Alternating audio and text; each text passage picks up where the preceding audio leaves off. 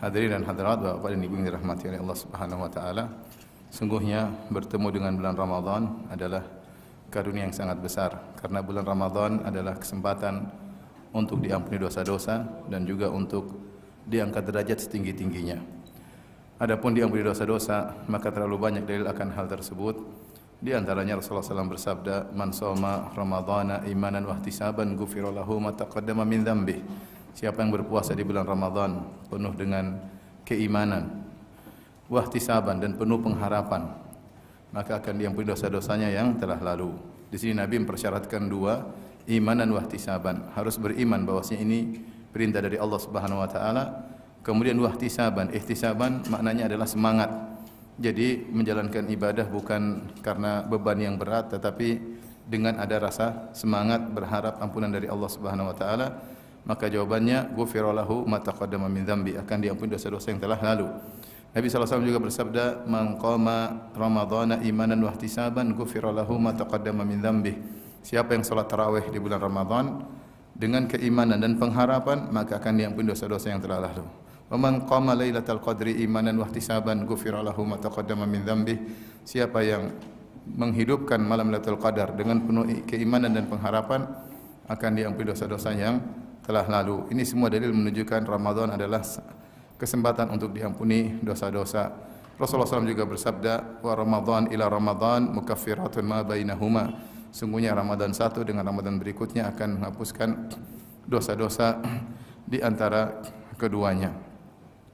Dan ketika kita mendapati malam Lailatul Qadar, maka doa yang paling diharapkan untuk dipanjatkan adalah doa minta ampunan. Kata Aisyah radhiyallahu taala anha, "Ya Rasulullah, ara'aita law alimtu anna al-laila lailatul qadar madza aqulu fiha?" Ya Rasulullah, seandainya aku tahu ini malam Lailatul Qadar, apa yang aku panjatkan kepada Allah? Kata Nabi sallallahu alaihi wasallam, "Quli Allahumma innaka afuwun tuhibbul afwa fa'fu anni."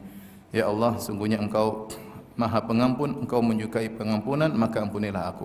Dan setiap malam dalam bulan Ramadan, Allah mencatat hamba-hambanya terbebaskan dari neraka jahanam. Kata Nabi sallallahu alaihi wasallam, "Walillahi utaqa'u minan nar wa dzalika kullu lailah." Dan bagi Allah ada hamba-hambanya yang dibebaskan dari neraka, dan itu berlaku setiap malam. Adapun hadis yang masyhur, Ramadan awaluhu rahmah wa wasatuhu maghfirah wa akhiruhu itqun minan nar. Ramadan adalah bulan yang 10 pertamanya adalah rahmat, 10 hari keduanya adalah ampunan, 10 hari ketiganya adalah pembebasan dari neraka jahanam. Ini hadis secara sanad dia lemah, dhaif, dan secara matan dia mungkar, karena sesungguhnya itqun minan nar, dimerdekakan dari neraka jahanam, berlaku setiap malam. Dalam hadis yang sahih kata Nabi sallallahu alaihi wasallam, "Walillahi utaqa'u minan nar wa dzalika kullu lailah." Bahwasanya bagi Allah ada hamba-hamba dicatat terbebas dari neraka jahanam, itu berlaku setiap malam. Karena maknanya juga tidak tepat kalau 10 malam pertama juga cuma rahmat saja, terus tidak dapat ampunan, tidak dapat pembebasan dari neraka jahanam, maka percuma. Demikian 10 kedua kalau dapat ampunan, tidak dibebaskan dari neraka jahanam, juga percuma. Yang benar bahwasanya rahmat, ampunan dan bebas merdeka dari adab neraka jahanam adalah satu kesatuan, satu paket yang Allah berikan setiap malam. Oleh karenanya, jika ada orang mendapati bulan Ramadan tidak diampuni, ini adalah hamba yang sangat merugi. Jibril pernah berkata, "Ragima anf man adraka Ramadan fansalakha minhu falam yughfar lahu." Merugi, ragima anf maksudnya hidung seorang tersungkur di tanah, itu menunjukkan kerugian. Seorang mendapati bulan Ramadan, kemudian bulan Ramadan lewat dan dia tidak diampuni. Ini hamba yang sangat parah. Kenapa? Karena setiap malam di bulan Ramadan dia berkesempatan untuk diampuni dosa-dosanya. Tapi malam pertama lewat, dia tidak diampuni. Berarti dia tidak serius dalam beribadah. Malam kedua lewat, dia tidak diampuni, tidak serius dalam beribadah. Saya malam 29 lewat, dia tidak diampuni. Ini hamba yang paling merugi, hamba yang celaka. Maka kesempatan jika seorang bertemu dengan bulan Ramadan, kesempatan untuk dia memutihkan kembali catatan-catatan hitamnya, ya, yang selama ini dia kotori, ya, maka kesempatan untuk dibersihkan kembali oleh Allah Subhanahu wa taala. Siapa yang menyadari tentang pentingnya ampunan, maka tentunya dia akan semangat untuk beribadah di bulan Ramadan. Saya katakan tadi bahwasanya Ramadan adalah bulan ampunan dan juga bulan untuk mendapat derajat yang tinggi. Di antara dalil yang menunjukkan bahwasanya Ramadan kesempatan untuk mendapatkan derajat yang tinggi adalah suatu hadis yang diriwayatkan oleh Talha bin Ubaidillah dalam Musnad Imam Ahmad dengan sanad yang hasan, dan juga dalam Sunan Ibnu Majah disahihkan oleh Syekh Albani rahimahullahu taala, Talha bin Ubaidillah berkata, qadima rajulani ala Nabi sallallahu alaihi wasallam. Ada dua orang datang berhijrah dari menuju kota Madinah, dua orang, wa kana islamuhuma jami'an, dan keduanya masuk Islam barengan. Artinya umur Islam mereka sama-sama masuk Islam. Wa kana ahaduhuma ashadda ijtihadan minal akhar. Yang satu lebih semangat beribadah daripada yang satunya. Faghazal mujtahidu minhuma, maka yang semangat ini pun ikut perang. Akhirnya fastushhid, mati syahid. Summa makathal akhar sanah. Kemudian adapun yang satunya makathal akhar ba'dahu sanah, yang satunya tidak ikut perang dan dia hidup sampai tahun depan, kemudian dia meninggal dunia. Apa kata Talha bin Ubaidillah? Fara'aitu fi ma yaran na'im, maka aku lihat dalam mimpiku, ya. Fa idza ana bi babil jannah, tiba-tiba aku berada di pintu surga. Fa idza ana bihima, tiba-tiba aku bersama kedua orang tadi. Yang satu yang semangat beribadah dan mati syahid, yang satu semangat ibadahnya kurang namun dia diberi umur setahun lebih panjang daripada yang satunya. Fa kharaja kharijun minal jannah, tiba-tiba ada malaikat yang keluar dari surga, kemudian fa adzina lilladzi tuwfiyal akhiru minhuma. Ternyata malaikat mengizinkan yang paling terakhir meninggal, yang masih hidup setahun setelahnya, yang kurang semangat ibadah. Yang kurang semangat apa? Ibadah. Dia duluan masuk surga. Talha heran. Tsumma kharaja kharijun minal jannah, kemudian keluar lagi satu lagi. Fa adzina lilladzi ustushhid. Kemudian yang mati syahid baru masuk setelah itu.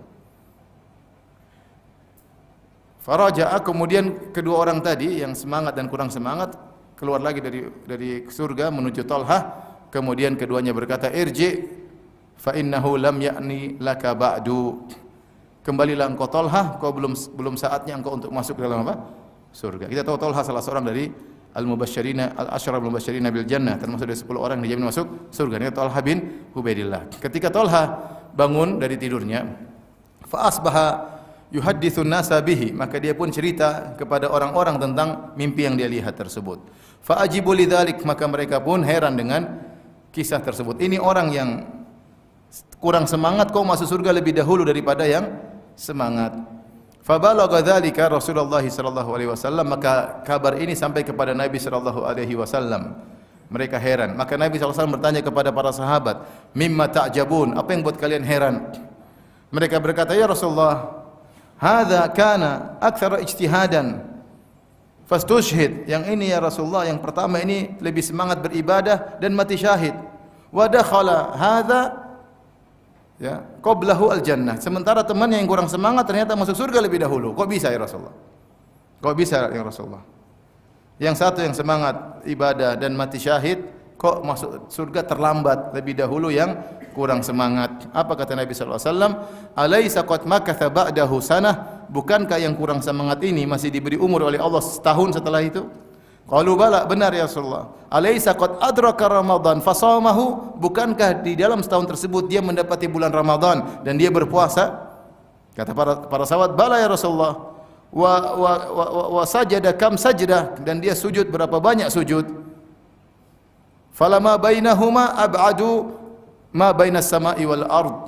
Kata Nabi sallallahu alaihi wasallam, sungguh derajat antara yang kedua dengan yang pertama lebih jauh daripada jarak langit dan bumi. Artinya orang yang kedua ini dia surganya lebih tinggi daripada yang mati syahid. Kenapa? Karena dia diberi kesempatan untuk mendapati bulan Ramadan. Mungkin dia berijtihad di bulan Ramadan tersebut. Sehingga karena Rasulullah mengatakan alaisa qad adraka Ramadan?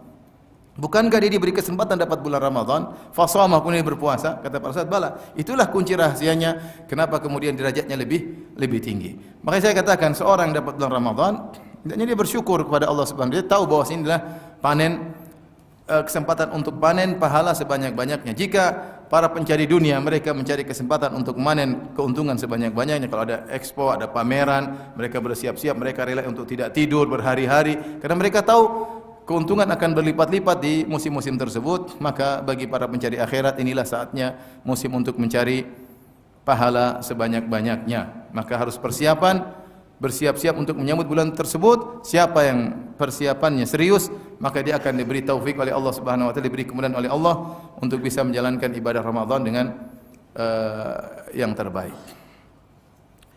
Mudah-mudahan Allah memudahkan kita bertemu dengan bulan Ramadan dan bisa mengisi bulan Ramadan dengan amalan yang terbaik. Taib ikhwan dan akhwat yang dirahmati Allah Subhanahu wa taala. Di antara persiapan yang perlu kita siapkan untuk bertemu bulan Ramadan adalah kita mempelajari fikih tentang Ramadan. Apa yang bisa kita lakukan terkait dengan puasa, terkait dengan ibadah ya. Sebelum saya menyampaikan tentang fikih Ramadan, poin penting yang harus saya ingatkan bahwasanya kalau kita berpuasa ada dua hal yang harus kita perhatikan. Pertama, kita berpuasa dari pembatal-pembatal puasa, yaitu jangan sampai kita makan, jangan sampai kita minum, jangan sampai kita berhubungan. Ini penting. Ada yang lebih penting daripada itu. Lebih penting daripada itu, kita berpuasa jangan sampai kita melakukan penggugur pahala atau pengurang pahala, yaitu maksiat. Bahkan sungguhnya kita menahan lapar, dahaga dan hawa nafsu itu adalah untuk mencapai ketakwaan. Karena Allah Subhanahu wa taala berfirman, "Ya ayyuhalladzina amanu kutiba alaikumus syiyamu kama kutiba alladzina min qablikum la'allakum tattaqun." Wahai orang yang beriman, diwajibkan atas kalian untuk berpuasa sebagaimana diwajibkan atas umat-umat sebelum kalian agar kalian bertakwa. Jadi tujuan puasa adalah agar kalian apa? Bertakwa. Seandainya ada seorang berpuasa, dia tidak makan, tidak minum, tidak berhubungan, tapi dia melakukan maksiat, maka tujuan puasa tersebut hilang. Ini yang dikatakan oleh Nabi SAW, "Rubbas sha'imin laisa lahu min siyamihi ilal ju' wal atash." Betapa banyak orang yang berpuasa, dia tidak mendapatkan dari puasanya kecuali hanya lapar dan dahaga. Kenapa bisa demikian? Karena dia berpuasa dengan bermaksiat kepada Allah di bulan Ramadan. Rasulullah SAW bersabda, "Man lam yada qaulaz zur wal jahla wal amala bihi falaysa lillahi hajatun fi ayyada ta'amahu wa syarabahu." Siapa yang ketika berpuasa tidak meninggalkan perkataan dusta, tidak meninggalkan maksiat, maka Allah tidak butuh dengan lapar dan dahaganya.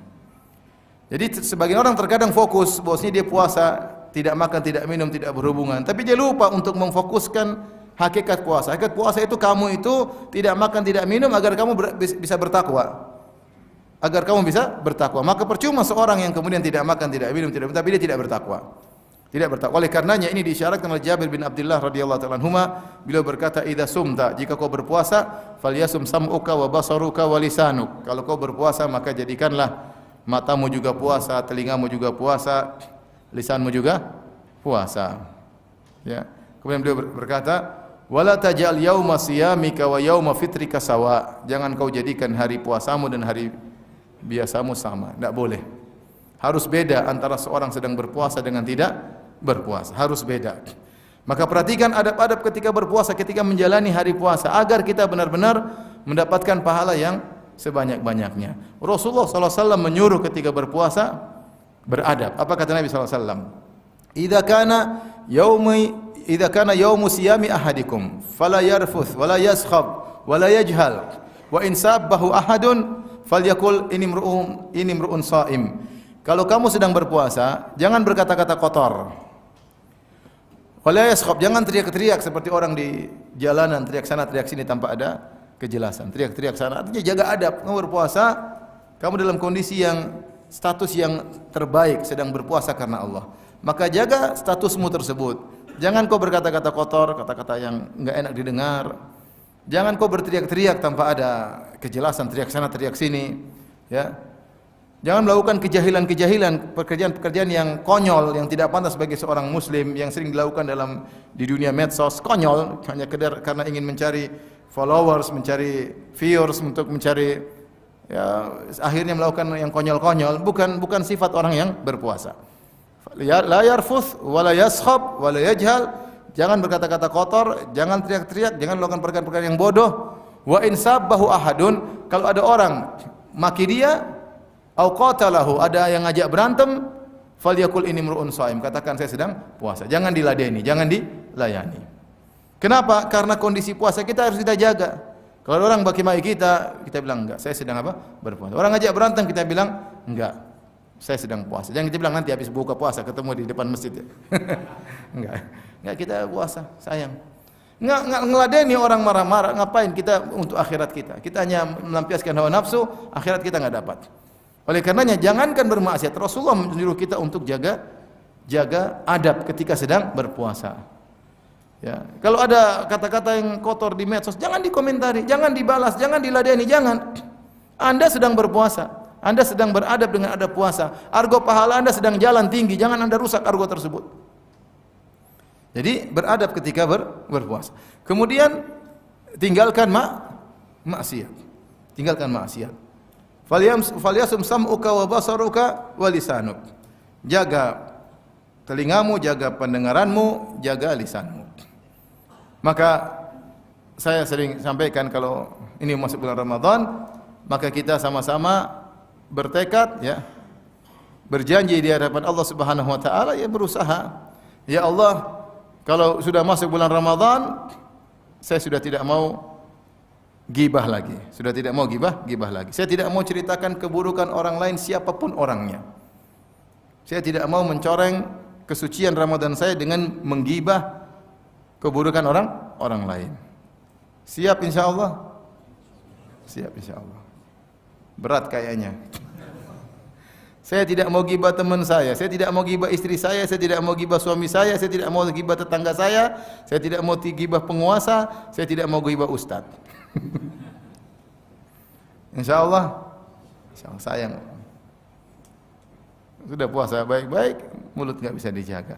Sampai sebagian salaf mengatakan, siapa yang bergibah bulan Ramadan puasanya batal. Ada yang mengatakan demikian. Karena dahsyatnya pengaruh gibah terhadap kesucian puasa. Taib, berikutnya jaga pendengaran. Saya bertekad bulan Ramadan, saya tidak mendengar gibah. Siapapun gibah saya bilang berhenti ini bulan Ramadan. Nanti gibah habis lebaran. Lebaran juga haram sama saja ya. Di bulan Ramadan saya ingin bersihkan telinga saya dari gibah. Saya ingin bersihkan telinga saya dari mendengar musik-musik. Kalau saya pergi ke tempat ada musik saya keluar. Ramadan. Mau beli sesuatu ada musik saya tinggalkan, enggak Ramadan. Ya kecuali kalau di pesawat mau diapain lagi, enggak mungkin turun dari pesawat. Ya, Allah memaafkanlah. Tapi kalau selama kita bisa kabur.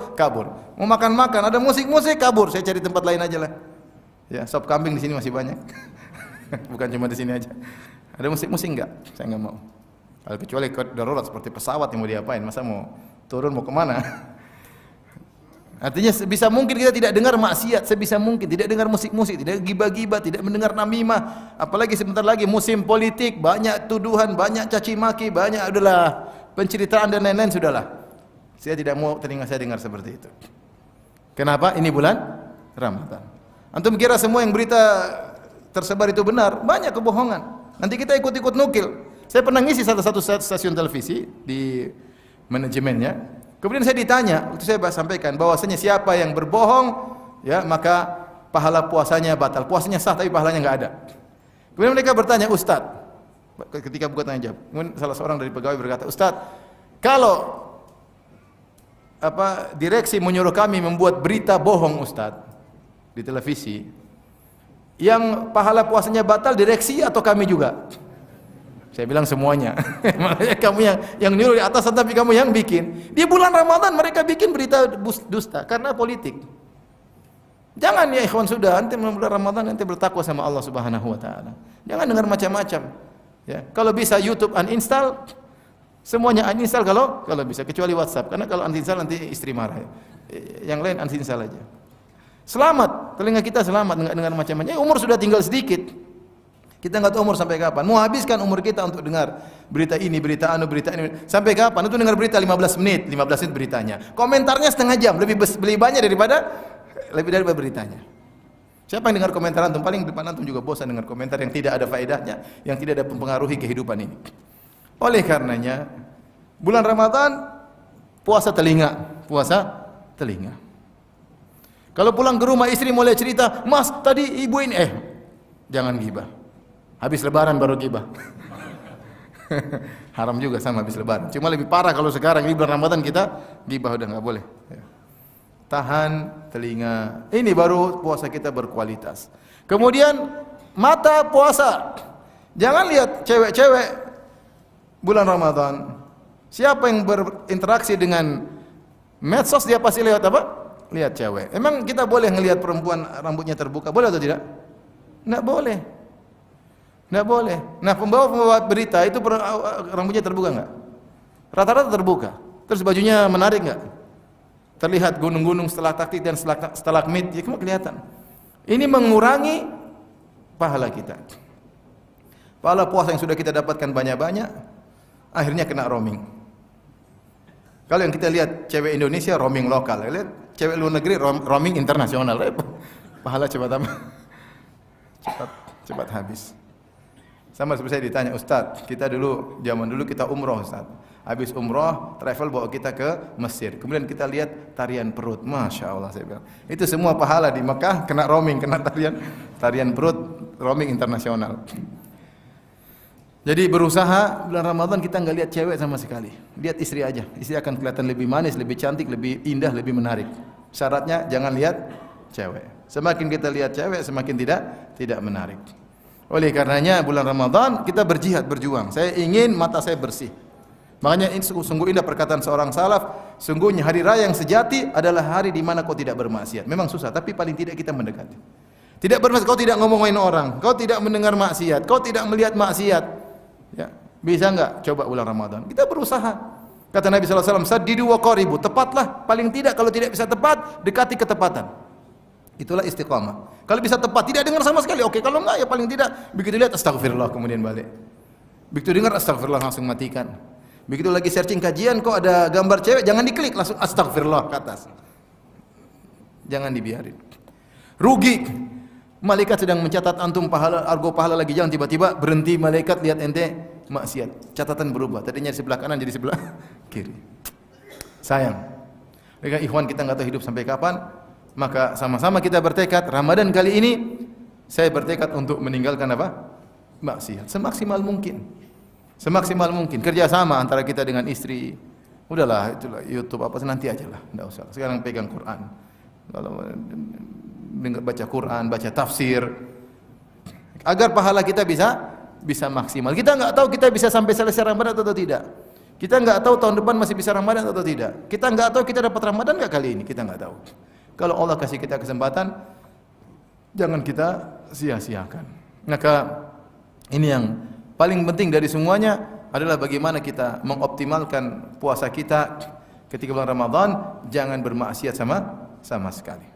Karena dia adalah pembatal pahala atau pengurang pahala. Ingat kata Nabi sallallahu alaihi wasallam, "Rubba shaimin laisa lahu min siyamihi ilal ju' wal atash." Betapa banyak orang yang berpuasa namun dia tidak mendapatkan dari puasanya kecuali lapar dan dahaga. Ya cuma lapar, dahaga, tahan hawa nafsu. Tapi hari-harinya habis nonton inilah, nonton anulah, nonton ghibah lah, kemudian dia sendiri ghibah, kemudian cerita macam-macam, kasihan. Pahalanya hilang sementara yang didapatkan cuma lapar dan dahaga. Taib, ikhwan dan akhwat yang rahmatillah subhanahu wa ta'ala, saya akan menyampaikan beberapa fikih yang penting terkait dengan bulan Ramadan. Yang pertama, sebagaimana kita ketahui bahwasanya dilarang bagi seorang untuk berpuasa di akhir Sya'ban kalau dalam rangka hati-hati. Dari Salman mengatakan, "Man shoma fil yaumil ladzi yashukku fihi atau yashakku fihi faqad asa Abul Qasim." Siapa yang berpuasa di hari yang diragukan, yaitu tanggal 30 Sya'ban, masih belum jelas puasa atau tidak, kemudian dia sengaja puasa, maka dia telah bermaksiat kepada Nabi Muhammad sallallahu alaihi wasallam. Maka syariat tidak ingin seorang hati-hati, siapa tahu sudah satu Ramadan. Kalau belum satu Ramadan jangan puasa. Harus ada pembeda antara bulan Sya'ban dengan bulan apa? Ramadan, ya. Makanya Rasulullah SAW mengatakan dalam Sahih Bukhari, "La tataqaddamu Ramadan bi shaumi yaumin wala yaumain illa rajulan kana yasumu shauman falyasumhu." Jangan kalian mendahului Ramadan dengan puasa sehari atau 2 hari sebelumnya, untuk hati-hati.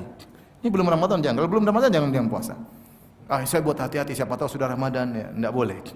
Illa rajulan kana yasumu shauman, kecuali seorang sudah biasa puasa, dia biasa puasa Senin Kemis, bisa puasa Daud, bisa puasa sehari berbuka 2 hari. Ada orang puasa Senin Kemis, ada yang sehari berpuasa, hari berbuka, ada yang sehari berpuasa 2 hari berbuka. Kalau kebetulan pas hari biasa puasanya di tanggal 29 atau 30 Sya'ban tidak jadi masalah. Tidak jadi masalah karena dia berpuasa bukan untuk kehati-hatian, tapi dia menjalankan puasa sunnah yang biasa dia kerjakan. Adapun puasa untuk hati tidak boleh. Kemudian kita baru berpuasa kalau sudah berubah bulan. Bergantinya bulan dari satu bulan ke bulan berikutnya cuma diketahui dengan 2 cara. Cara pertama adalah dengan terlihatnya hilal. Cara kedua, kalau hilal tidak terlihat, maka dengan menyempurnakan bulan Sya'ban atau bulan sebelumnya 30 hari. Hadis ini berdasarkan hadis Nabi sallallahu alaihi wasallam. Kata Nabi sallallahu alaihi wasallam, "Sumu li ru'yatihi wa aftiru li ru'yatihi, fa in gumma 'alaikum fa akmilu iddata Sya'ban 30." Berpuasalah karena melihat hilal, lebaranlah karena melihat hilal. Kalau ada awan yang menghalangi hilal tidak terlihat, maka sempurnakan bulan Sya'ban 30 hari. Ini adalah pendapat jumhur, bahkan ada yang mengatakan ijma ulama. Adapun hisab, maka hisab adalah ilmu pengetahuan yang membantu kita untuk bisa memperkirakan kira-kira bisa terlihat atau tidak terlihat. Dengan hisab kita bisa tahu, oh pada tanggal 29 nanti setelah malam matahari terbenam ternyata hilal terlihat secara hitungan cuma 1 derajat di atas cakrawala. Kalau 1 derajat tidak mungkin terlihat. Kalau saya tidak, meskipun ada hilalnya, tapi tidak mungkin terlihat. Kenapa? Matahari baru terbenam di cakrawala, terbenam, kemudian hilal sangat tipis, cuma 1 derajat, dia cuma 4 menit, kemudian dia tenggelam lagi, dan dia sangat tipis, dan dia masih tertutup dengan cahaya matahari yang masih kuat, yang baru tenggelam. Makanya para ulama ahli hisab mengatakan hilal baru mungkin terlihat mungkin sekitar 3 derajat ke atas. Kalau di bawah itu tidak mungkin terlihat. Nah, kita, atau saya lupa 2 derajat atau 3 derajat. Intinya ilmu hisab adalah ilmu yang baik, bermanfaat dalam masalah melihat hilal, adalah ilmu pembantu untuk memungkinkan kita melihat atau tidak. Ya. Adapun keputusannya adalah dengan melihat. Seandainya menurut perhitungan hisab ternyata hilal 4 derajat, ini pasti kelihatan. Tetapi qadarullah ketika mau lihat semuanya mendung, lagi hujan, lagi mendung, tidak terlihat. Apa kata Nabi sallallahu alaihi wasallam? Fa an ghubbiya alaikum fa akmilu iddata Sya'ban 30. Kalau hilal tidak terlihat berarti bulan Sya'ban jadi berapa hari? 30 hari. Hukum syar'inya seperti ini meskipun hakikatnya hilalnya ada. Dalam hadis yang lain kata Nabi sallallahu alaihi wasallam, fa in hala bainakum wa bainahu sahab. Kalau ternyata hilal tersebut dihalangi oleh awan, ada tapi terhalang oleh awan, maka sempurnakanlah bulan Sya'ban 30 hari. Tapi hilalnya ada, Ustaz. Iya, hilalnya ada, tapi hukum adalah dengan yang terlihat. Dan ini mirip seperti salat gerhana. Salat gerhana kata Rasulullah SAW, fa in ra'aitumuhu, kalau kalian lihat gerhana maka salatlah. Seandainya gerhana ada tapi tertutup dengan awan, kita enggak perlu salat gerhana. Karena salat gerhana kita menyaksikan keajaiban alam dengan adanya gerhana. Gerhana tertutup, mendung, hujan, enggak usah salat gerhana. Sebagaimana dijelaskan oleh para fuqaha, karena Rasulullah mengatakan fa in ra'aitumuhu, jika kalian melihatnya. Dan terkadang demikian, terkadang hukum syar'i menyelisih kenyataan. Meskipun ada gerhana, kita tidak sholat gerhana karena enggak lihat. Meskipun ada hilal, kita tidak puasa besok karena hilalnya tidak terlihat. Contoh nyata masalah ini seperti misalnya kasus terjadi di zaman Nabi SAW. Dan inti kasusnya begini, ada seorang lelaki menikah dengan istrinya dengan syar'i, kemudian istrinya terkadang dia selingkuh misalnya, selingkuh dengan seorang lelaki yang lain, berzina, akhirnya hamil dan punya anak. Ini terjadi di zaman Nabi SAW. Budak, seorang lelaki, budaknya berzina, kemudian tapi budak ini di bawah sang lelaki tersebut. Nah, ketika berzina, ternyata anaknya lahir dan anaknya mirip dengan bapak pezina tadi, maka secara syar'i anak ini tetap dinasabkan kepada bapak syar'inya, bukan bapak zinanya. Meskipun DNA-nya seperti bapak yang zina. Rasulullah ditanya kata Rasulullah SAW, al-waladu lil firash walil ahiri hajar. Anak tetap dinisbahkan kepada bapak syar'inya, dan bagi pezina cuma dapat apa? Batu. Ini terjadi zaman Nabi SAW ketika Zam'ah, bapaknya Saudah bintu Zam'ah punya budak wanita. Budak wanita ternyata berzina dengan Utbah bin Abi Waqqas. Utbah bin Abi Waqqas ini saudaranya Sa'ad bin Abi Waqqas dan dia mati kafir. Utbah bin Abi Waqqas sebelum meninggal dunia dia bilang sama Sa'ad, wahai Sa'ad, itu anak dari budak itu ponakanmu. Itu anak saya karena saya berzina sama dia. Akhirnya Zam'ah sudah meninggal, kemudian lahirlah anak dari budak wanita tersebut, maka Sa'ad bin Waqqas ingin ambil anak tersebut, ini keponakan dia secara biologis keponakan dia. Kemudian ternyata Zam'ah punya anak namanya Abdun, yaitu saudaranya Saudah bintu Zam'ah, Abdun bin Zam'ah. Abdun protes, dia bilangnya Rasulullah ini adik kami. Karena dia lahir dari seorang wanita yang di bawah kekuasaan ayah kami, Zam'ah. Sehingga ini adik kami. Maka saling mengadu. Sa'ad bin Abi Waqqas ingin mengurus ponakannya secara biologis, Abdul mengatakan tidak, ini adalah anak dari ayah kami. Akhirnya diadukan kepada Nabi SAW. Nabi berkata, al-waladu lil firas. Ini anak dinisbahkan kepada bapak syar'inya. Itu Zam'ah. Walil akhir, adapun pezina tidak dapat apa, cuma dapat batu. Kemudian Rasulullah SAW melihat, ternyata anak ini mukanya mirip dengan Utbah, dengan bapak zinanya. Tapi Rasulullah tetap dinisbahkan kepada bapak syar'inya. Ini maksud saya, ini kenyataan, tetapi ketika melawan hukum syari punya hukum tersendiri. Maksud saya kenapa? Karena sebenarnya orang mengatakan, Ustaz, hilalnya ada kok. Iya, hilalnya ada. Rasulullah sendiri bilang, kalau hilalnya terhalangi awan, sempurnakan apa?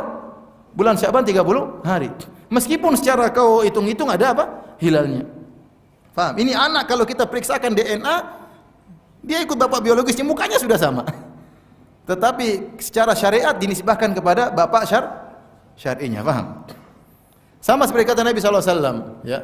Kata Rasulullah SAW, syukilah Nabi SAW, rajulu yuhayyalu ilaihi annahu yajidu syai'an. Ada seorang mengeluh kepada Nabi, dia seakan-akan mendapati sesuatu ketika sholat, seakan kentut. Kata Rasulullah SAW, la yansarif hatta isma'u sautan aw yajid riha. Jangan dia batalkan sholatnya sampai dia dengar bunyi atau dia cium. Sampai dia dengar bunyi atau dia cium. Kenapa bunyi di luar? Karena bunyi lebih sampai ditangkap panca indera terlebih dahulu. Karena ciuman bisa menyusul.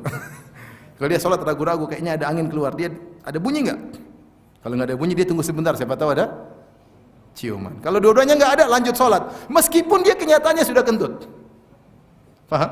Hukum syar'i beda dengan kenyataan. Taruhlah dia sudah kentut, tapi dia tidak dengar bunyinya, tidak ada baunya, karena sebagian kentut tidak berbau. Bahkan yang cium mungkin tetangganya, dia tidak cium. Tetangganya pun tidak lapor tadi kamu ada sesuatu, enggak, dia malu kan, masalah gini masalah yang dimalukan. Artinya kenyataannya dia kentut, tapi dia tidak sadar yang diikut hukum syar'i atau perasaan dia hukum syar'i. Dia lanjutkan sholatnya dan sholatnya apa? Sah. Ini mau saya begini, maksud saya kita ikut Nabi SAW. Nabi mengatakan kalau lihat hilal maka puasa. Kalau tidak kelihatan tidak usah puasa. Ini mazhab yang diikuti ini adalah pendapat 4 mazhab. Mazhab Maliki, mazhab Hanafi, mazhab Syafi'i, mazhab Hambali. Semuanya berpendapat pergantian bulan cuma dengan salah satu cara. Lihat hilal, atau kalau hilal tidak terlihat dengan menyempurnakan bulan sebelumnya berapa hari? 30 hari. Nah, pendapat yang zaman sekarang dengan hisab. Kata mereka hisab adalah ilmu. Ya, benar, kita ngakui juga. Yang hisab pun ada khilaf. Secara umum ada dua model hisab. Sebagian orang yang ahli hisab menyatakan yang jadi patokan kami adalah adanya hilal, wujudul hilal, adanya hilal. Meskipun 0,5 derajat di atas cakrawala ketika matahari terbenam. Karena menurut perhitungan kami hilal sudah ada meskipun tidak mungkin terlihat, meskipun mustahil. Tapi secara hitungan hilal ini ada 0,5 derajat misalnya di atas cakrawala, besok sudah Ramadan. Ini agak ekstrim. Tapi ini diikuti oleh sebagian orang. Pendapat yang lain yang agak ringan, dia mengatakan kita hanya puasa meskipun tidak kelihatan hilal kalau imkanur ru'yah. Kalau posisi hilal itu pada posisi mungkin untuk dilihat meskipun tidak terlihat. Yaitu misalnya hilal secara hitungan 3 derajat di atas cakrawala. Kalau 3 derajat cakrawala maksudnya matahari tenggelam, dia masih 3 derajat, dia tenggelam belakangan. Karena 1 derajat 4 menit, kalau 2 derajat 8 menit, 3 derajat 12 menit. Kalau dia 4 derajat cakrawala, dia akan 16 menit di cakrawala mungkin untuk terlihat. Dan semakin dia tinggi, semakin besar hilalnya. Sehingga mereka punya pendapat yang model ahli hisab yang kedua, kami tetap puasa dengan hisab jika imkanur ru'yah, jika mungkin untuk dilihat meskipun tidak terlihat. Ini masih mending. Yang pertama enggak, pokoknya menurut hitungan ada, kita akan puasa meskipun 0,1 derajat. Yang itu enggak mungkin dilihat, pakai mikroskop pun tidak akan kelihatan. Karena tertutup dengan cahaya apa? Matahari. Intinya wallahu a'lam bishawab, saya lebih cenderung pada pendapat jumhur, mazhab Hanafi, Maliki, Syafi'i, Hambali. Kita lihat hilal, kalau hilal tidak kelihatan kita sempurnakan bulan Ramadan, bulan Sya'ban 30 hari. Yang penting kita jangan ribut, kita sepakat kita puasa 1 Ramadan.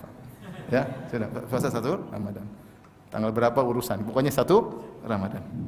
Baik.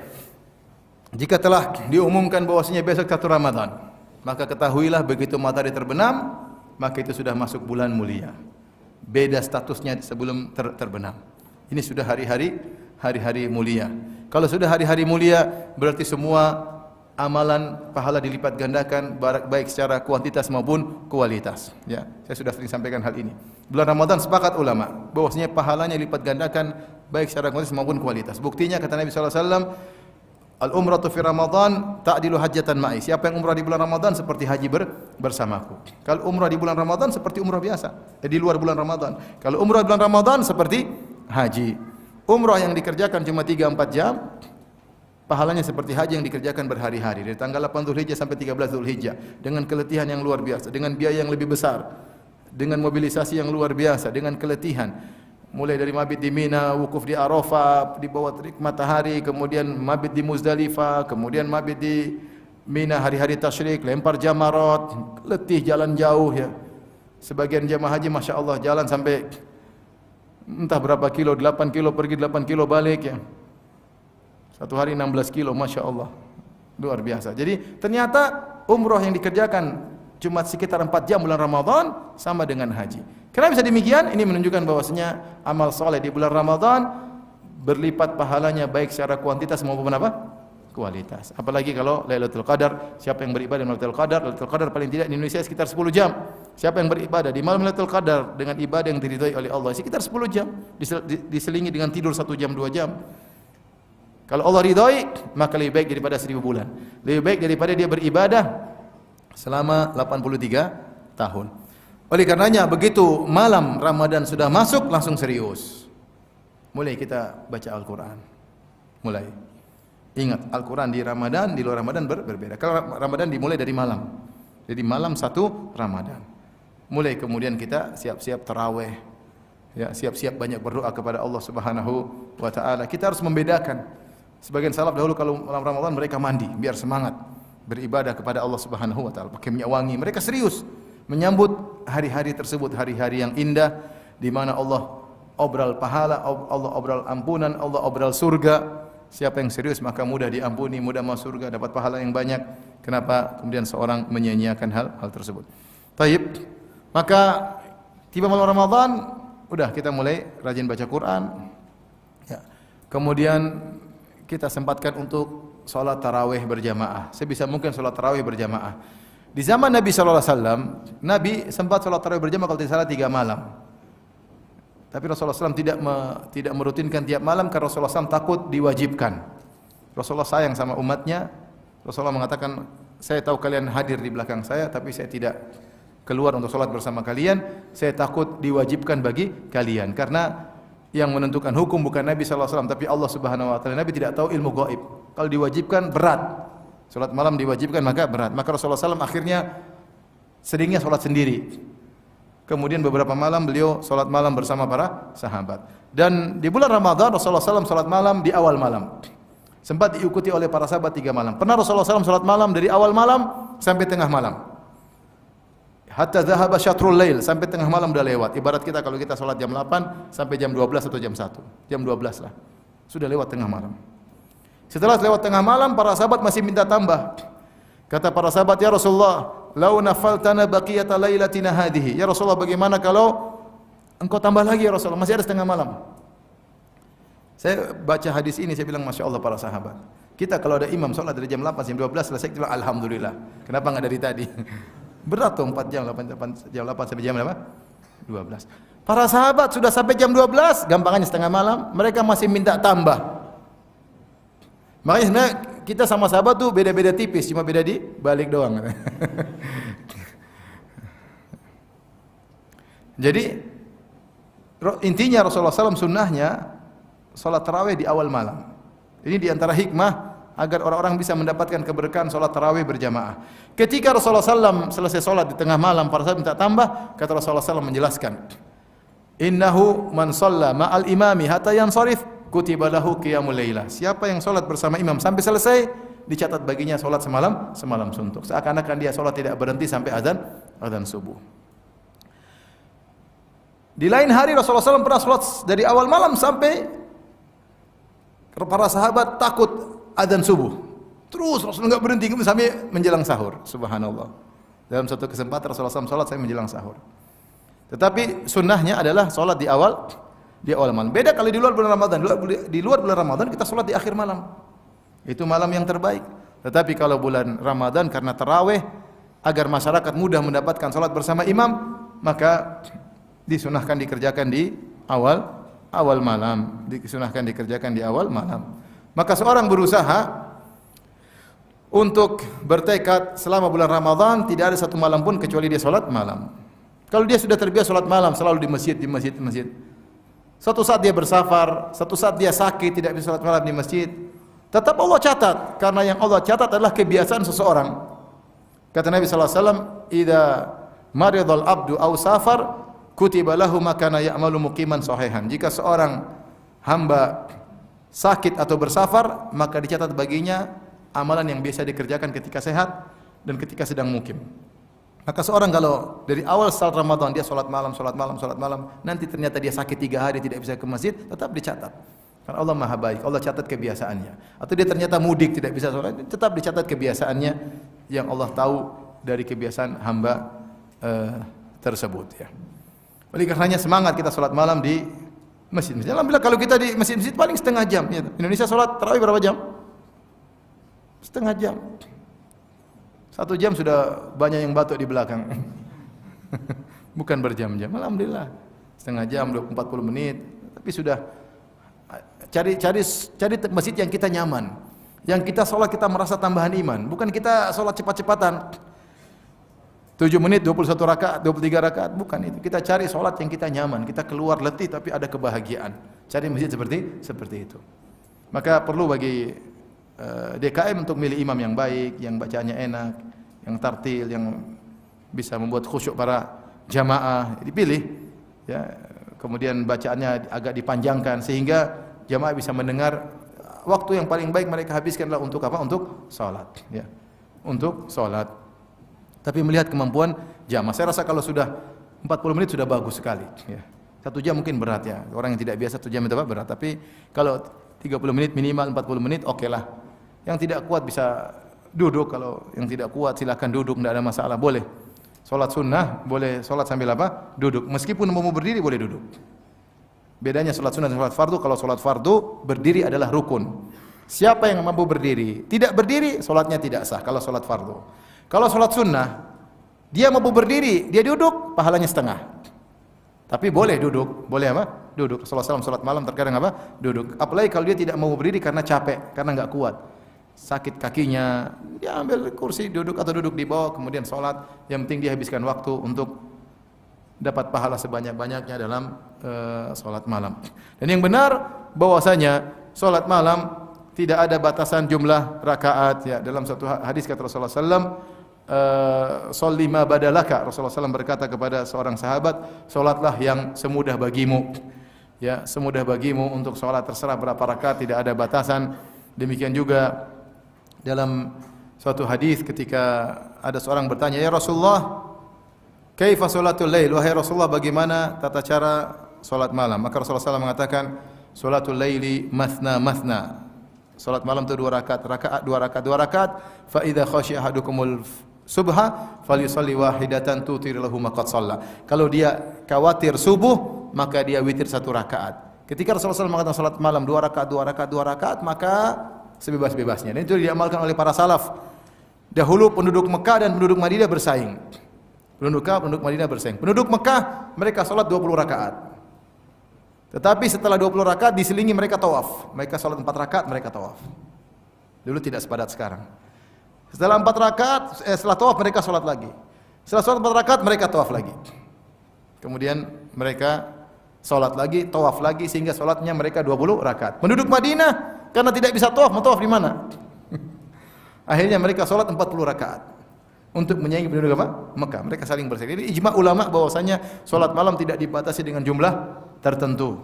Maka barang siapa yang salat bersama imam di masjid setengah jam sudah selesai, entah 20 rakaat, entah 11 rakaat, 23 rakaat terserah.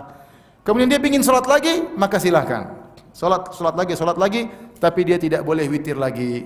Berdasarkan hadis dalam Sunan Abi Daud dari Talq bin Ali radhiyallahu taala anhu, dia bercerita zarani abi, ayahku menziarahiku, fa amsa indana wa aftara indana. Ayahnya sahabat datang kepadaku, kemudian dia pun sampai sore di tempat kami, akhirnya berbuka di tempat kami. Wa shalla bina, kemudian dia disuruh jadi imam tarawih di kampung anaknya, dia salat tarawih. Setelah itu Suman hadara ila qaumi, kemudian dia pulang ke kampung kaumnya. Ternyata mereka nyuruh dia salat lagi. Jadi imam lagi bab aku kedua kali, imam kedua. Di kampung sudah selesai sampai witir, kemudian dia imam lagi di kampungnya sendiri. Ketika tiba waktu salat witir, qaddama rajulan, dia suruh orang jadi imam, dia enggak jadi imam. Kenapa enggak jadi imam? Saya sudah salat, kata dia, sami'tu Rasulullah sallallahu alaihi wasallam yaqul, la witrani fi lailah, tidak ada dua witir dalam satu malam. Cukup tadi yang saya salatin. Jadi kalau seorang sudah salat sampai witir agar dia mendapatkan pahala semalam suntuk, witir sama imam, kemudian dia ingin salat malam lagi, salat malam tapi tidak usah pakai witir. Dan dalam hadis yang sahih Rasulullah SAW pernah salat 2 rakaat setelah 9. Rasulullah SAW salat 9 rakaat disertai witir karena ganjil kan. Kemudian Rasulullah SAW salat lagi 2 rakaat. Namun ini jarang. Pernah Rasulullah SAW melakukan untuk menjelaskan bolehnya. Hukum asalnya witir adalah yang penutup. Tapi terkadang kita boleh tidak menjadi penutup karena ada seperti tadi. Ya. Ini salah satu pendapat yang mengatakan kita boleh solat genap setelah witir. Pendapat lain mengatakan kalau kamu solat witir sama imam, kamu berdiri lagi tambah 1 rakaat supaya witirmu bukan witir tapi jadi apa? Genap. Nanti kamu solat lagi kemudian kamu witir di akhir malam. Ini 2 pendapat yang kuat. Saya lebih cenderung pada pendapat yang pertama karena diterapkan oleh sebagian sahabat. Dia solat kemudian witir, dia jadi imam lagi tempat lain dan dia tidak witir lagi. Ala kulli hal intinya, alhamdulillah ibadah di bulan Ramadan bervariasi. Ada orang yang kuat salat malam, kuat ada yang tidak kuat. Dia senangnya baca Quran, ada yang baca Quran mungkin letih, pengennya baca tafsir. Ada yang tiba-tiba dia pengen berdoa, alhamdulillah ibadah. Yang penting hari-hari waktu terlewati dengan bermanfaat dan tidak terbuang-buang. Tidak terbuang-buang ya. Sehingga waktu kita bisa penuhi dengan ibadah kepada Allah Subhanahu wa taala. Kalau tidak kuat salat, pulang di rumah baca Quran. Baca Quran. Kemudian di antara ibadah yang agung adalah ibadah di waktu sahur. Ibadah di waktu sahur. Waktu sahur ini bukan kita buat makan doang, kita bisa banyak ibadah. Allah Subhanahu wa taala memuji orang beriman yang mengatakan wabil ashari hum yastaghfirun. Di waktu sahur mereka beristighfar. Ya. Seorang bisa baca Quran di waktu sahur, nunggu mungkin istri lagi masak, dia baca Quran. Baca Quran. Maksud saya, makan itu kan cuma berapa menit? 15 menit enggak? Jangan kita bangun, misalnya sekarang subuh jam berapa? 4.42. Kita makan sahur taruhlah jam 4.15. Cukup. Jangan kita bangun jam 3, kemudian kita ngobrol ngalor ngidul. Sayang, ini waktu penting, waktu sepertiga malam terakhir, kita buang-buang waktu. Bangun tidur, lihat dulu berita, ada apa ini, siapa, sudah disidang belum? Jangan, rugi, ini waktu penting, waktu nuzul ilahi. Allah turun ke langit dunia mencari hamba-hambanya. Kata Allah, man yastaghfiruni fa'aghfirullah, siapa yang minta ampun kepadaku, aku akan ampuni dia. Man yas'aluni fa'utiya su'lah, siapa yang meminta, aku akan berikan permintaannya. Man yad'uni fa'astajiba lahu, siapa yang berdoa, aku akan kabulkan doanya. Maka maksud saya ibadah yang sering terlupakan ibadah di waktu sahur. Kalau antum terjaga jam 3, bangun. Kalau mau sholat lagi tidak apa-apa. Kalau capek sholat baca Quran. Kita punya target khatam berapa kali baca Quran. Baca. Kalau capek baca tafsir.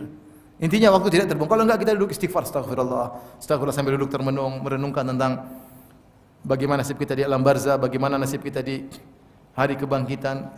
Astagfirullah. Jadi waktu tidak terbuang-buang. Saatnya Mas sudah masak, kita makan. Makan seperempat jam selesai. Ya. Mau saya jangan sampai waktu sahur ini terbuang. Itu waktu yang terkadang dilalaikan. 1 jam nunggu makan kita ngalur ngidur nonton berita lah apalah sayang. Maka ingat Ramadan itu setiap detik punya nilai yang sangat besar. Kalau kita isi dengan ibadah, pahalanya berlipat ganda baik secara kuantitas maupun kualitas. Taib, terkait dengan sahur. Sahur adalah ibadah dan ibadah sahur adalah sunnah muakkadah, sunnah yang sangat ditekankan.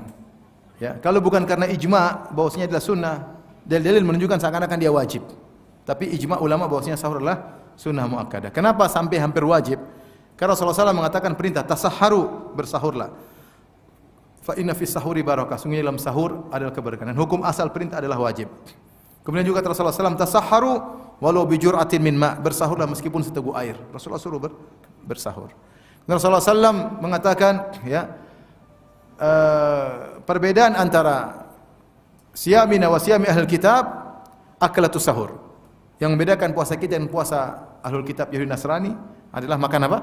Makan sahur. Ya. Jadi sangat ditekankan. Bukan karena kita kuat, kamu bangun makan sahur. Dan makan sahur semuanya berkah. Makan sahur, makan itu semuanya berkah.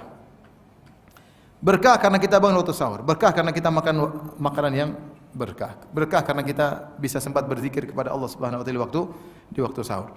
Maka tetap kita usahakan sebelum subuh kita makan sahur meskipun hanya seteguk air. Nah, kita boleh sahur sampai kapan? Kita boleh sahur sampai kapan? Sampai azan subuh. Kata Allah Subhanahu wa taala, "Fal ana bashiruhunna wabtagu ma kataballahu lakum wa kulu washrabu hatta yatabayyana lakumul khaytul abyadu minal khaytil aswadi minal fajar." Sekarang di malam hari silakan kalian menggauli istri-istri kalian. Makanlah dan minumlah sampai jelas benang putih daripada benang hitam, yaitu fajar. Sampai terbit apa? Fajar. Selama fajar belum kelihatan silakan makan dan minum. Kalau dahulu para sahabat mereka makan sambil melihat langit. Belum ada benang putih, makan terus. Belum ada benang putih masih boleh makan. Ya. Kalau benang putih sudah kelihatan berarti sudah terbit fajar, sudah berhenti, tidak boleh. Ini berlaku bagi makan, minum dan berhubungan. Boleh sampai terbit fajar. Kalau terbit fajar, maka seorang harus selesai dari makan dan minumnya, tidak boleh dia lanjutkan. Kalau dia sedang berhubungan sama istrinya, terbit fajar, maka dia harus berhenti dari hubungan tersebut. Kalau dia lanjutkan maka batal. Tidak boleh. Maka puasanya tidak sah. Nah, kalau kita dengar azan kemudian nasi masih di mulut, gimana ya? Datang dalam satu hadis ini dipersiapkan oleh para ulama. Kata Rasulullah sallam, "Idza sami'a ahadukumun nida," jika salah seorang dari kalian mendengar azan, wal ina'u fi yadihi, sementara air di gelas di tangannya, fala yadha'hu hatta yaqdi hajatahu, maka jangan dia taruh gelas tersebut tapi dia minum dulu. Ini hadis ini dibahas oleh para ulama. Ada yang mendhaifkan hadis ini, ada yang hadisnya sahih tetapi ditakwil. Kenapa ditakwil? Karena ayat jelas. Kata Allah Subhanahu wa taala, makan dan minumlah sampai terbit apa? Fajar. Allah kasih batasan. Kalau terbit fajar enggak boleh makan dan minum lagi. Ada yang mengatakan ini rukhsah bagi orang yang sedang makan tiba-tiba dengar azan maka dia langsung selesaikan. Jangan dia lanjutkan. Ya. Karena sebagian orang habis makan azan tenang. Tidak apa-apa. Kerupuk keluarin, kerupuk sambal santai. Tidak boleh ya. Kalau sudah azan selesai. Saya lebih cenderung bahwasanya kalau sudah azan selesai tidak boleh minum, tidak boleh apapun. Tetapi karena azan subuh masih diperbincangkan oleh para ulama, mungkin kalau minum air insyaallah aman lah ya. Minum air insyaallah apa? Aman ya. Karena memang berapa derajat di bawah cakrawala sudah azan subuh, ini ada khilaf di kalangan pakar astronomi ya. Di kalangan pakar astronomi. Seperti Indonesia memakai 20 derajat di bawah cakrawala. Jadi subuh sekarang jam 4.40 menit. Sebagian di Singapura kalau nggak salah 19,5, berarti 2 derajat. Tunggu lagi 2 derajat karena tunggu lagi setengah derajat 2 menit, berarti subuhnya 4.42. Saudi menggunakan 18,5 derajat. Berarti azannya 4,446. 6 menit beda dengan kita. Paham? Ada yang lebih parah cuma 16 derajat. Semakin apa? Tapi untuk kehati-hatian pokoknya kalau sudah azan kita berhenti. Kalau kita berhenti. Adapun imsak yang ditulis di jadwal-jadwal 10 menit sebelum azan itu untuk kehati-hatian, bukan dilarang untuk makan dan minum. Jadi kalau ada pengumuman imsak, berarti masih bisa makan. Masih ada 10 menit. Bisa 2 piring 10 menit lumayan. Tergantung kecepatan. Kalau masih ada hasrat masih bisa berhubungan ya. Jadi intinya 10 menit masih oke lah ya, 10 menit ya. Dan bukan karena sekarang orang ketakutan, mereka kira imsak enggak boleh makan lagi sehingga mereka berhenti sebelum imsak. Padahal yang dianjurkan kita bersahur menjelang azan. Makanya kata Rasulullah sallam, la tazalu hadhil ummah bi khairin ma ajjalul fitrar wa akharus sahur. Senantiasa la yazalun nas bi khair, senantiasa manusia dalam kebaikan selama mereka menyegerakan berbuka dan mengakhirkan sahur. Selama mereka menyegerakan berbuka dan mengakhirkan apa? Sahur. Maka mengakhirkan sahur sunnah. Bahkan dalam hadis kata Zaid bin Thabit, kami tasaharna ma'an Nabi sallallahu alaihi wasallam. Kami makan sahur bersama Nabi sallallahu alaihi wasallam. Kemudian Rasulullah SAW pergi salat. Anas bin Malik bertanya, "Fakam kana baina sahur was salat?" Berapa jarak antara sahur dan salat? Saya lupa, kalau enggak salah sittina ayat, membaca 60 apa? 60 ayat antara selesai sahur dengan apa? Dengan iqamat. Menunjukkan bahwasanya Rasulullah SAW sahurnya sudah menjelang apa? Azan. Rasulnya sahur Rasulullah SAW sudah menjelang azan. Ini juga dalil bahwasanya boleh seorang bersahur berjamaah karena Zaid bin Thabit mengatakan tasaharna ma'an Nabi. Kami makan sahur bersama Nabi sallallahu alaihi wasallam. Jadi bukan cuma buka bersama, ada juga sahur bersama ya. Jadi enggak apa-apa kumpul ajak orang sahur kemudian salat bareng. Oke, karena itu sunnah Nabi sallallahu alaihi wasallam. Jangan lupa di waktu sahur isi waktu dengan banyak berdoa, banyak beristighfar, baca Quran kalau ada waktu. Mungkin terakhir sebelum kita buka tanya jawab, sekali lagi bulan Ramadan adalah bulan yang mulia, setiap detik adalah sangat berharga. Maka untuk menjalani bulan Ramadan kali ini hendaknya kita punya target-target yang mungkin kita kerjakan. Seorang jangan menjalani bulan Ramadan begitu saja, harus punya target. Saya juga punya target. Bulan ini Ramadan kali ini saya punya target. Ya. Antum juga harus punya target. Saya punya target khatam berapa kali, punya target. Pengen baca ini, saya punya target ya. Ingin berbakti sama orang tua, saya punya target. Ingin bersedekah, saya punya target. Catat target yang mungkin kita lakukan. Agar Ramadan kita enggak sia-sia, semua harus diplanningkan. Ya. Ini kita sedang panen. Orang kalau panen dunia dia planning ya. Gini nanti gini, kita panen akhirat kita enggak planning. Planningkan, saya pengen ini, saya pengen ini, saya pengen ini dan targetkan. Kita cek, aduh ini kelewatan nih. Saya harus qadha di waktu yang lain. Seperti itu. Agar Ramadan kita lebih bermakna. Agar Ramadan kita tidak seperti Ramadan-Ramadan sebelumnya yang kita sesali selalu ya. Maka harapan saya kita semua punya target-target yang mungkin kita lakukan di bulan Ramadan ini. Target yang pertama tadi saya katakan, target saya tidak bermaksiat di bulan apa? Ramadan. Jaga mata, jangan lihat YouTube sembarangan. Ya. Kalau perlu YouTube-nya uninstall ya. Benar, serius ya. Lihat YouTube lihat cewek rugi. Rugi, roaming, kenapa? Pahalanya kena roaming. Roamingnya internasional. Habis pahala, sayang. Udah baca Quran dosa. Belum lagi buang-buang umur, buang-buang waktu. Ini berlaku bagi bapak dan ibu-ibu. Ibu-ibu juga sudah jangan lihat-lihat YouTube. Sudah sekarang baca Quran, sudah tua ya. Kulit sudah peot. Rambut sudah putih. Udah kalau sudah tua mau ke salon juga percuma ya.